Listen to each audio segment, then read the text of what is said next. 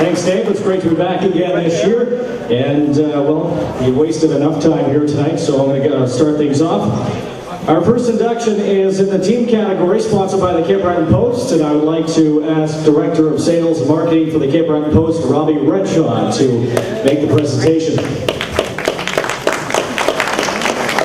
Our inductee into the team category, the Cape Breton Colonels. In the 1981-82 edition of the Cape Breton Colonels, may have been a mixed talent from different local minor hockey associations, but together they gelled both on and off the ice to put together a memorable season, which would result in the Maritime Midget AAA Hockey League Championship and a bronze medal at the Air Canada National Cup at the Midget Hockey Championship.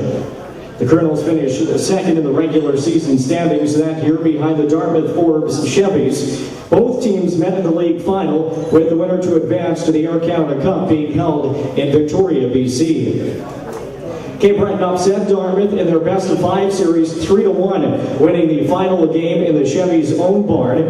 The Colonels were led offensively that season by forward Fabian Joseph, who set records for goals, who had 53 and points 97 in a season. In goal, Phil David set a record with 4 shutouts in the season, a mark that was equaled by Trent Kvecki of Dartmouth a decade later. Their 1982 league championship victory was the first for the Colonels, who wouldn't win the title again until 1991.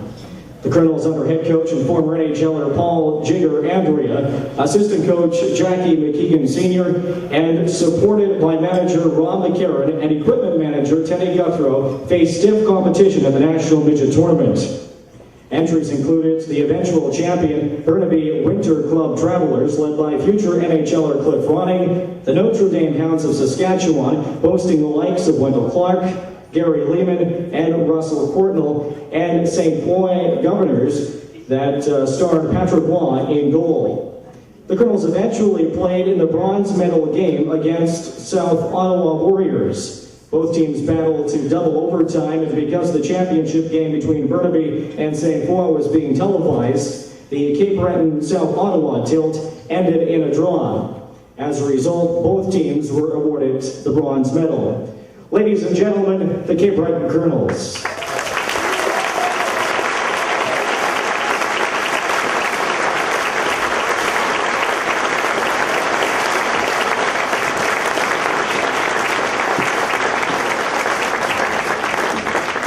The team can come up as well, guys. Especially if Donnie's here and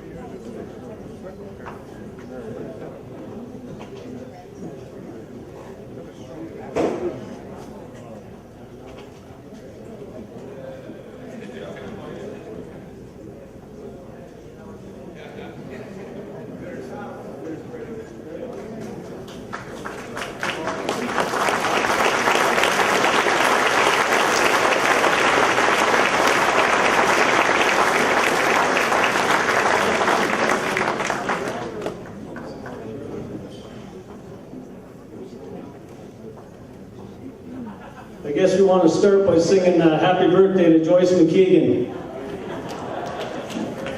Come on, boys, help me here. Happy birthday to you. Happy birthday to you. Happy birthday, dear Joyce. Happy birthday to you.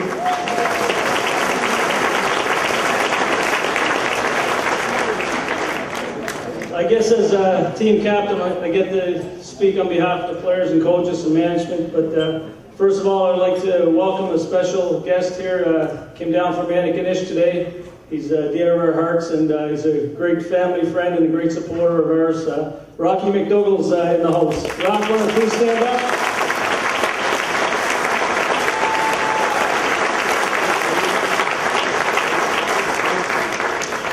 I'd also like to congratulate the other inductees tonight: Naish Batten, John Ramsey, Lauren Jennings, Jim Rico McCachran. I was a bat boy for the Sooners when the the old Sooner days in the 70s, and I remember going up to St. Peter's, and if they won, you got to stop at the Campbell's restaurant on this side of the causeway, and Rico will buy you a clam platter, but if you lost, you're coming straight home. I also played for Rico with the White Sox, and I remember Susan, his wife.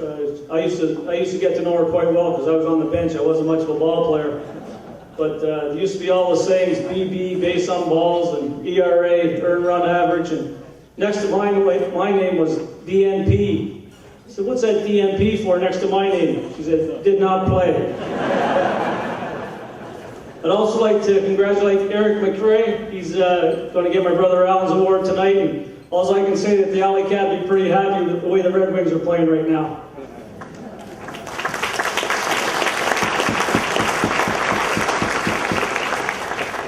I'd also like to congratulate Thompson High curling teams of 57 and 58 are getting inducted tonight as well as teams. I guess the reason why we're here, we accomplished something real special. And they talked about some of the other players that were in that tournament: Russ Cordnell, Cliff Ronning, Wendell Clark, Patrick Waugh. Philip David actually got the All-Star goaltender of that tournament over Patrick Waugh.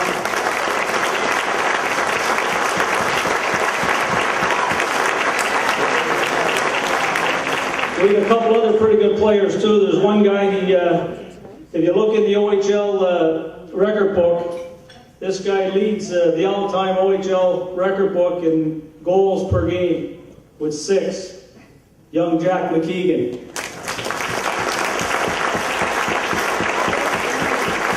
Jack was always also one of those rare guys that scored over 50 goals in both the WHL and the OHL. So if you got him the puck, it was going in the net.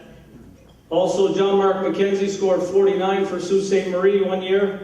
He actually had a penalty shot to get his 50th, but he missed on that one. I have a young fellow playing now, 10 years old. He's in Halifax, and they won their semifinal game tonight, and they're playing tomorrow for the gold medal game. And a lot of times we talk to the kids about life skills, and we talk in banquets, we talk about life skills and what sport's supposed to teach you. And I think if you look at a team that use sport to develop life skills, you'll be right here on the stage with this Cape Breton Colonels team. If you could ask Roger Cousin to get a government grant and rent a plane and throw all these guys on a plane, they could go to a remote area anywhere in the country and start a community. And just to let you know what these guys are doing now. I mean, we accomplished something real big in Victoria in 1982, but we have one CEO, president of a company, one dentist, one mortgage specialist, 4 engineers, 3 chartered accountants, one with the Department of Highways, 1 municipal worker, 1 manager of a car dealership, 1 manager of a construction company who's now in charge of special projects, 1 marketing executive, 1 university professor. He's with the corrections and psychology. We have 1 supervisor of the courthouse. And the way I look at it, if you're going to go to a community and start new, you better have a rink and a sports shop. So I'm going to run the hockey team, and Donnie Leslie's going to run the sports shop.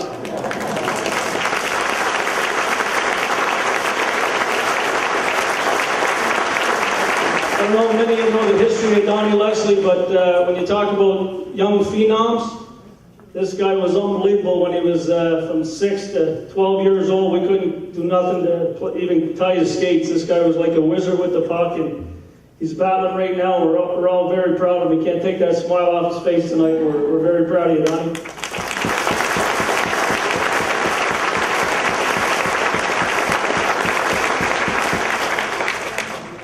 Second to last, I'd like to all our families to please stand up. You don't go through playing minor hockey without sacrificing a lot. If all our families that are here tonight, and wives and spouses, if they could please stand up. Mothers, fathers, brothers, sisters, please stand.